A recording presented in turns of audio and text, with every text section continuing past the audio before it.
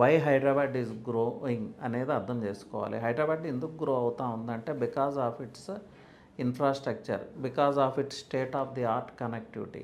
హైదరాబాద్ చుట్టూ లేకపోతే హైదరాబాద్ మిడిల్ నుంచి 10 నేషనల్ హైవేస్ పాస్ అవుతూ ఉన్నాయి. అలాగే 2 మేనేజ్డ్ హైవేస్ ఉన్నాయి. 3rd మేనేజ్డ్ హైవే రాబోతుంది. మెట్రో రూపంలో మోడర్న్ కనెక్టివిటీ రాబోతుంది. అలాగే ఎంఎంటీఎస్, ఇలా చెప్పుకుంటూ పోతే రోజంతా మాట్లాడవచ్చు. ఈ డైనమిక్స్ని, ఈ డెమోగ్రాఫిక్స్ని అర్థం చేసుకోవాలి.